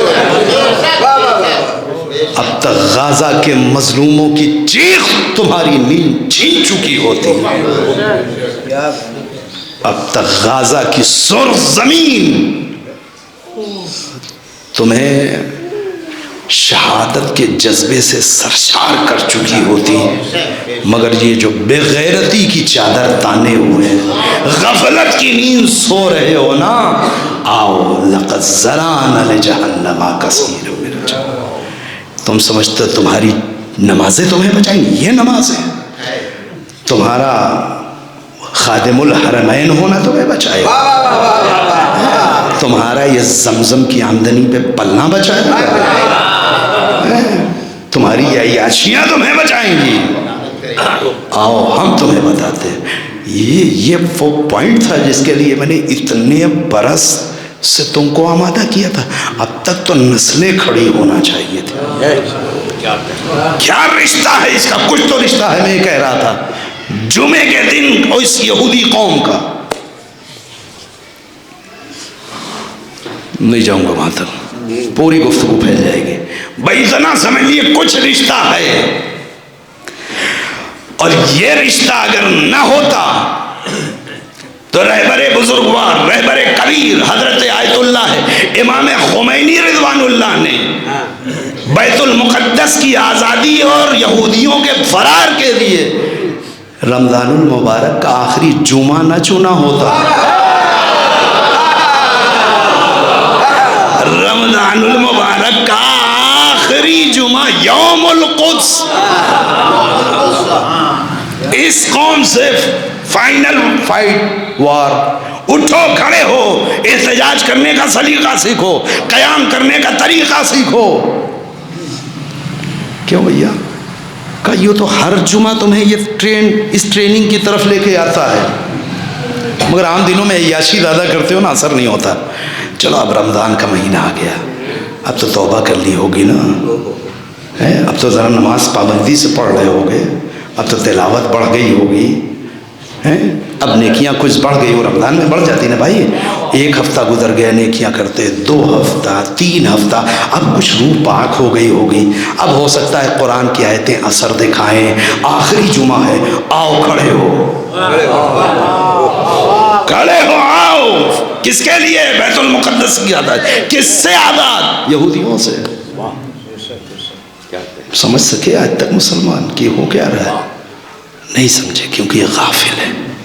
انہیں مست بنایا گیا ہے، نشے میں، ہوش میں نہیں ہے مسلمان. مطلب اوقات ہے چند لاکھ ہی، ایک قوم اور 1.5 ارب کی تعداد، 57 ملک، بے پناہ اللہ کے فیوز و برکات رکھنے والے ملک. تم کو تو محتاج بنایا ہی نہیں خدا نے، انہیں تمہارا محتاج بنایا. اس کے باوجود بزدلی، کیا منہ دکھاؤ گے خدا کو؟ ختم گفتگو.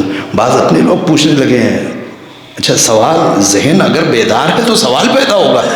اپنے لوگوں نے سوالات پوچھ لیے ہیں، اس لیے مجبوراً اب یہ موضوعات پڑھنے پڑ رہے ہیں، بار بار جگہ جگہ پڑھنے پڑ رہا ہے. آخر مول صاحب ضرورت بھی کیا تھی؟ وہ ٹھیک ہے ہم فلسطینیوں کے ساتھ ہیں، غزہ والے مظلوم، بھائی چھیڑا تو انہی نے نا. ٹھیک ٹھاک معاملہ ٹھنڈا چل، کیوں کود پڑے لے کر کے راکٹ اس کے اوپر 5000؟ اتنا خون بہ گیا، کہاں لڑ سکتے ہیں اس سے؟ بات تو صحیح ہے. جب انہی آنکھوں سے سب دیکھنا چاہو گے تو یہی دکھے گا. اس کے علاوہ کوئی باطن میں آنکھ ہے ایمان کی تو بہت کچھ دکھے گا. انہی آنکھوں سے کربلا بھی دیکھو گے تو یہی کہو گے جو کہہ رہے ہو. کیا ضرورت تھی؟ سب تو یہی کہہ رہے تھے نا، حسین سے کیوں جا رہے ہیں بھائی؟ ارے آپ اس کے چکر میں کیوں پڑے؟ آپ کہیں اور ہجرت ہی کرنا ہے، عراق مت جائیے، اس کے علاقے میں کہیں اور چلے جائیے. ارے سب نے بیعت کر لی، آپ بھی چپ چاپ بیٹھیے. کہاں؟ وہ غلط کہہ رہا ہوں تو بتائیے آپ. کیونکہ اس آنکھ سے دیکھ رہے تھے کربلا. کربلا اس آنکھ سے دیکھنے کی چیز نہیں ہے. اس آنکھ سے دیکھو گے تو یزید فاتح دیکھے گا. وہی تم دیکھ رہے. ٹھیک ہے، تقریباً 18 19 ہزار افراد کی اب تک لاشیں نکل چکی ہیں غزہ میں. اس میں 6000 سے زیادہ بچے ہیں، اور اندازہ لوگوں کا یہ ہے کہ 5 سے 7 ہزار لوگ ابھی ملبے کے نیچے دبے ہیں. اگر ان سب کو نکال دیا جائے، قریب قریب ایک راؤنڈ فگر میں بتاؤ 25,000 جانیں. یہ فوجی مارے ہیں آپ نے. میرا قرآن کل بھی سچا تھا، آج بھی سچا ہے. تم مرد میدان نہیں ہو، تم ہاسپٹل میں مریضوں کو مار سکتے ہو، تم انوسینٹ پبلک کو مار سکتے ہو، تم عوام کو مار سکتے ہو، تم بچوں کو مار سکتے ہو، تم اسکول پہ بمباری کر کے لاشوں کی تعداد بڑھا سکتے ہو. دنیا دھوکہ کھا سکتی ہے. یہ بتاؤ تم نے حماس کی کتنی لاشیں دکھائی؟ دکھاؤ. نہیں دکھا سکتے. توجہ کریے گا. کیا فائدہ ہوا؟ جلدی جلدی 1 2 جواب سنیں. سب سے پہلے تو بالکل کلیئر رکھیں، کیونکہ یہ موضوع ہے. چوراہے پہ، سڑک پہ، ٹرین میں، بس پہ، ریلوے اسٹیشن پہ، ایئرپورٹ، کہیں ڈسکس ہو سکتا ہے، کسی سے ہو سکتا ہے. بنیادی موٹی موٹی ایک بات تو آپ پہلے یہ جواب تیار رکھیں. چھیڑا تو انہی نے. ٹھیک چھیڑا تو اب جواب نہ دیں. بہت کلیئر کر دے رہا ہوں ابھی. پہلے تو اصلاً 1 انچ زمین اسرائیل کی ہے نہیں، یہودیوں کی. یہ تو طے ہے نا، یہ تو پوری دنیا مانگ رہی. آپ دھیرے دھیرے آگے تک گھسے آ رہے تھے. یو اینو نے ایک لکیر کھینچ دی, نے ایک بارڈر, ایک کنٹرول لائن بنا دیا کہ ایک طرف کا پارٹ اسرائیل ہے, ادھر کا حصہ فلسطین ہے. ٹھیک ہے, سب مکار بغیرت لوگ یونوں کے, اس سے بحث نہیں, مگر بالآخر انہوں نے ایک لائن کھینچ دی, یہ اسرائیل, یہ فلسطین.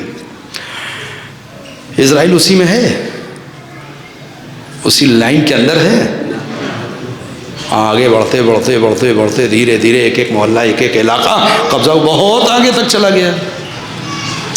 حماس نے جو راکٹ فائر کیا وہ اس لائن کے اندر والے اسرائیل میں پھینکا ہے یا اپنی زمین پہ پھینکا ہے؟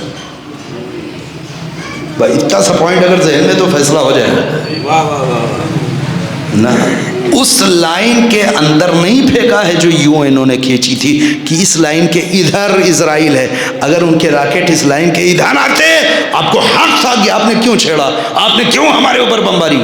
بابا جب تم اپنا کھیت چھوڑ کے ہمارے کھیت میں کھڑے ہو, ہم اپنے کھیت میں کچھ کریں آپ سے مطلب. آپ اپنی اس سرحد کے اندر ہمارے گھر میں کیا کر رہے ہو؟ ہم اینٹا چلائے, ہم پتھر چلائے, آپ آستین چڑھا لیجیے, انہوں بھی آ جائے, کیوں چھوڑ دی؟ اچھا بےغیرتی ہے دنیا میں, بےغیرتی ہے.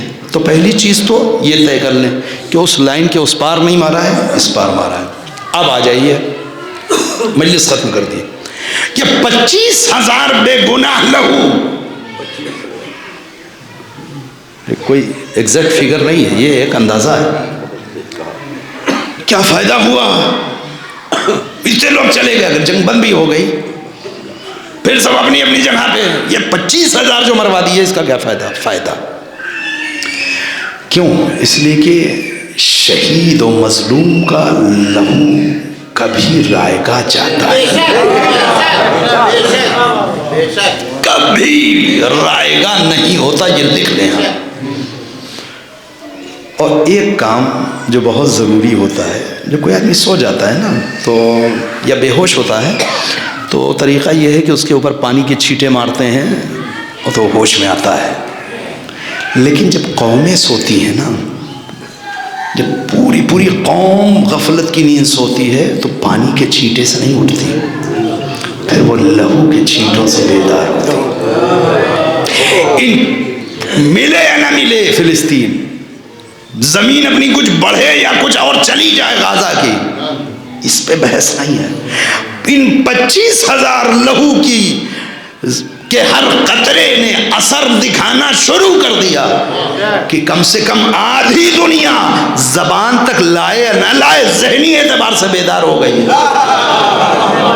اگر یہ 25,000 قربانی کئی ارب لوگوں کو دنیا میں بیدار کر سکے تو یہ رائے گاہ نہیں ہے, یہ اس کا مصرف ہے, بہترین مصرف. ایک تو بیدار کر دیا, دوسرے جو ہوا بنایا ہوا تھا کوئی نہیں لڑ سکتا, کوئی مقابلہ نہیں کر سکتا, ارے منٹوں کا گھنٹوں کا کھیل ختم کر دے گا, 2 مہینے سے نپٹ نہیں پا, وہ بھرم توڑ دیا, وہ ہیبت توڑ دی, جرأت پیدا کی ہے لوگوں میں. اب لوگ بول رہے ہیں, اب لوگ ایک جٹ ہو رہے ہیں. انقلاب دنیا میں کوئی بھی 24 گھنٹے میں نہیں آتا. دنیا میں جتنے انقلاب آئے ہیں ہفتوں مہینوں میں نہیں آتے, اس میں ایک پروسیس ہے, اس میں ایک وقت لگتا. اب دنیا اس طرف بڑھ رہی ہے. معذرت, میں نے چند سوالات ایجاد کر دیے اور اپنے بچوں سے, اپنے چھوٹے بھائیوں سے گزارش کر رہا ہوں, بزرگوں سے کوئی بات نہیں ہے میری, ان کا شکر گزار ہوں کہ وہ میری اس گفتگو کو سن رہے ہیں, ان کی سمع خراشی کر رہا ہوں.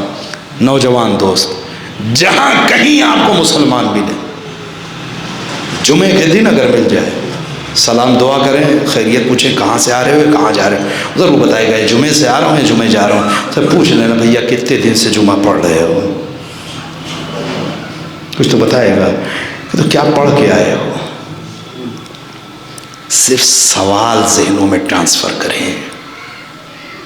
آپ یقین جانیے اس قدر کام ہو رہا ہے, صرف سوال ایجاد کر دینا بس, اسے سوچنے پہ مجبور کرو, جو غافل ہے وہ بیدار ہو کہ ہم جو عمل کر کے آ رہے ہیں فائدہ کیا، بے اثر کیسے؟ توجہ کریے، مجلس ختم ہو گئی. کوئی کنیکشن ہے اس قوم کا اس دن سے؟ ایک اشارہ دے رہا ہوں، مجلس ختم کر دی، کیونکہ یہی وہ دن ہے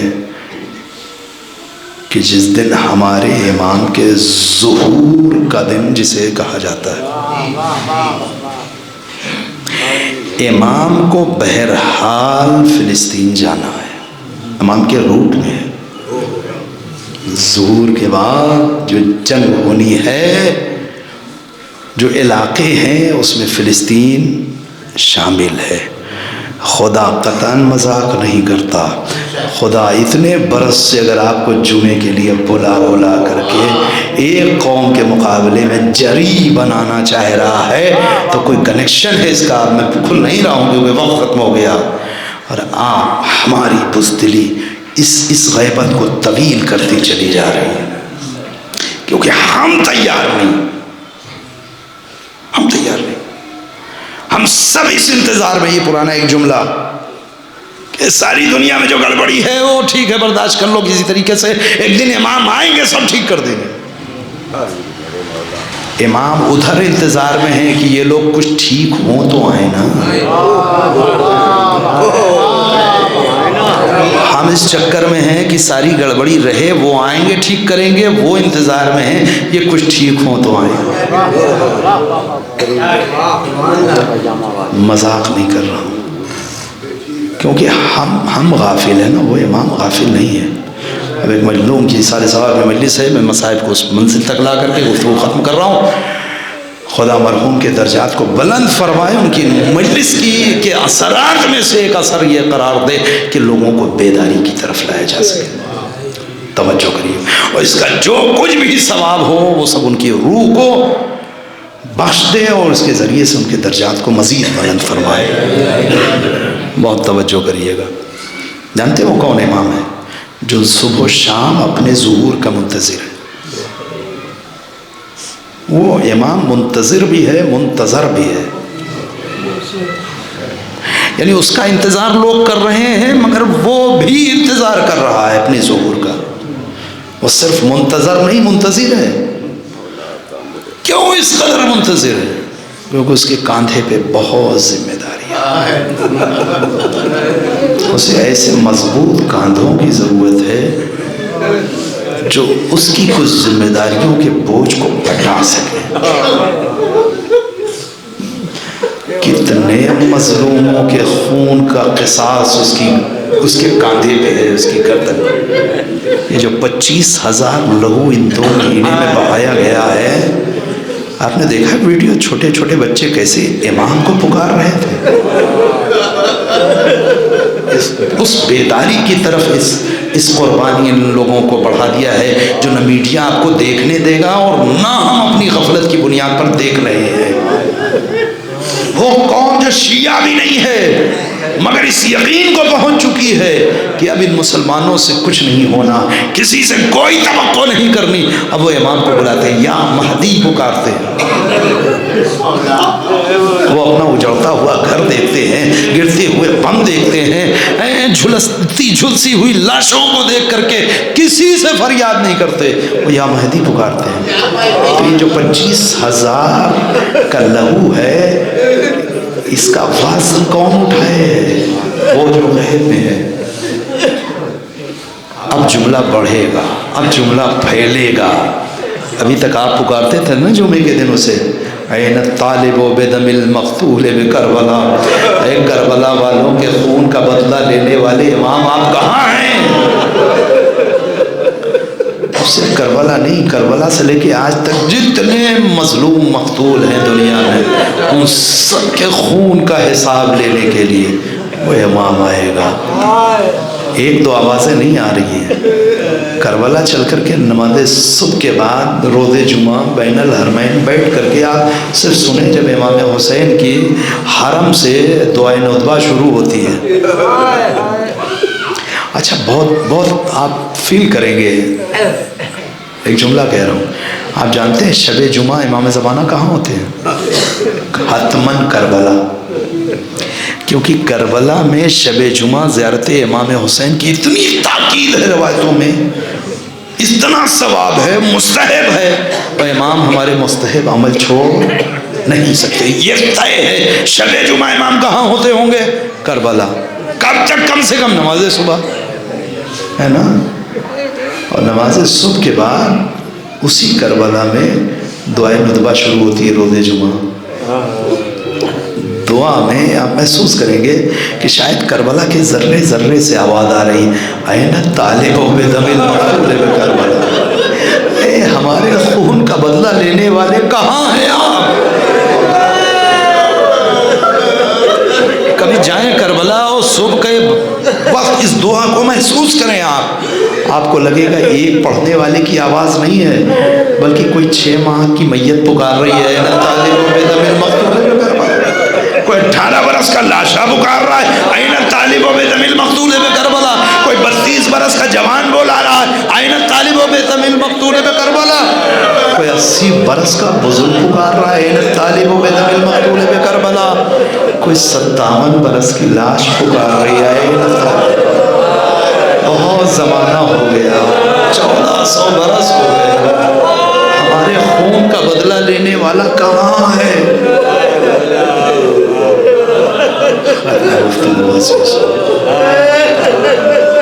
ختم کر دی میں نے گفتگو۔ یہ وہ امام ہے، یہ وہ آوازیں ہیں جو امام کو سکون نہیں دینے، خود اپنے ظہور کا منتظر۔ مجلس ختم کر دی عزیزو۔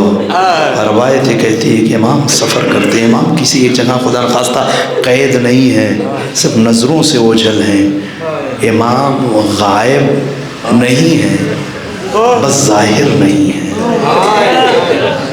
توجہ کریے گا، امام ہر جگہ حاضر ہیں، بس ظاہر نہیں۔ ٹھیک ہے، غائب مطلب کہیں دور دراز نہ، موجود ہیں، سفر کرتے ہیں نا۔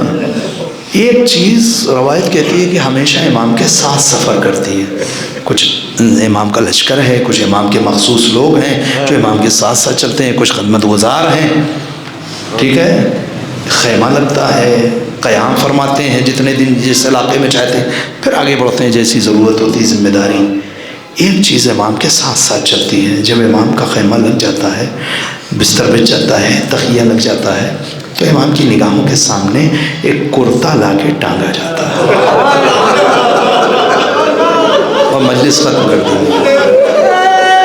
کرتا لا کر کے ٹانگ دیا جاتا ہے اسے خیمے میں۔ یہ کرتا روزانہ امام کی نگاہ کے سامنے ہوتا ہے۔ تھوڑا بتاؤ کیسا کرتا ہے؟ خون میں ڈوبا ہوا ہے، جگہ جگہ ضربیں لگی ہیں، کہیں تلوار کا نشان، کہیں تیر کا نشان، زخمی بدن سے اترا ہوا ایک کرتا ہے۔ امام جب آ کر کے بیٹھتے ہیں، اپنی مسند پہ نگاہ اس کرتے پہ ہوتی ہے۔ توجہ کریے گا، یوں ہی نہیں امام کہتے کہ مولا حسین میں آپ پہ دنوں میں نہیں روتا، ہفتے میں نہیں روتا، 2 مہینہ 8 دن نہیں روتا، میں تو صبح و شام روتا ہوں، تو صبح و شام روتا ہوں۔ ختم عزیز و معذرت چاہتا ہوں، 2 جملے سن لیجئے، کرتا میں کچھ نہیں بتاؤں گا، بھائی اتنا سمجھ لیے کرتا کس کا ہے۔ یہ کرتا ایک 18 برس کی ماں نے اپنے 57 برس کے بیٹے کے لیے تیار کیا اپنے ہاتھوں، اور ہمیشہ اپنے پاس رکھتی تھی۔ میرا بچہ جب 57 برس کا ہوگا، یہ ماں اس دنیا سے جاتے جاتے اپنی 5 برس کی بیٹی کو رازدار بنا کے قریب بلاتی ہے، زینب ادھر آؤ، کچھ امانتیں اپنے پاس رکھو۔ اماں یہ کیا ہے؟ بیٹا اسے اپنے پاس رکھو، کسی کو دکھانا نہیں، پھر ایک زمانہ آئے گا تیرا بابا بھی اس دنیا سے چلا جائے گا، تیرا بھیا حسن بھی، اور پھر زمانہ آئے گا تیرا بھائی حسین سفر کرے گا۔ زینب مجھے پتا ہے تو بھی اس سفر میں ساتھ جائے گی، زینب کچھ بھی ہو یہ کرتا نہ بھولنا، اس لے کر کے جانا ہے۔ یہ آخر آخری وقت میرا حسین اسی لباس میں خدا کے حضور حاضر ہوگا. اس وقت جو اس کے بدن پہ لباس ہوگا وہ فاطمہ کے ہاتھ ہوگا. توجہ کریے, وہ وقت آیا کہ وقت رخصت حسین آئے.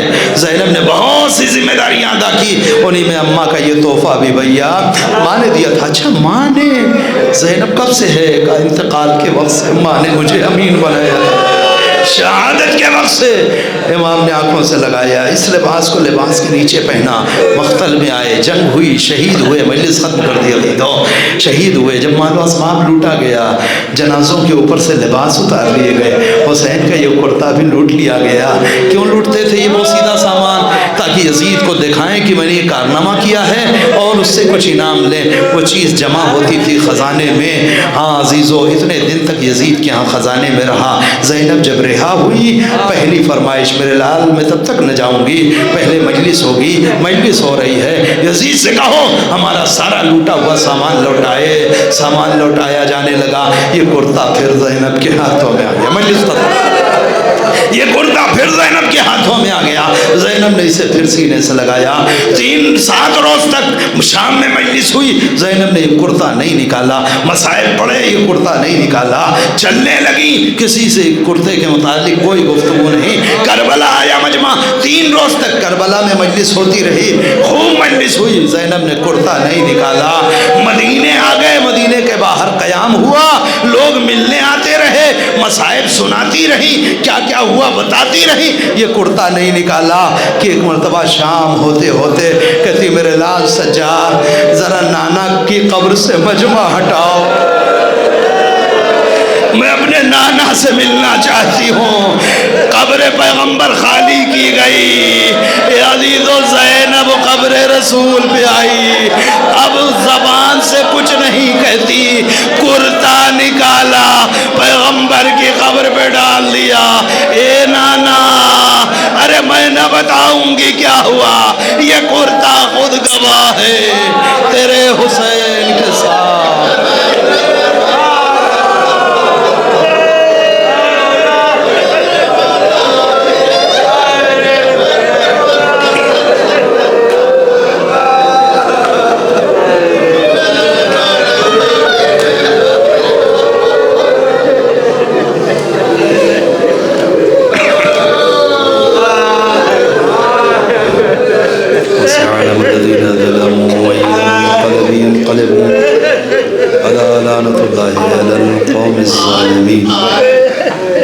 باراللہ ہمارے اس عمل کو قبول فرما, ہمارے گناہ کبیرہ و صغیرہ کو بخش دے.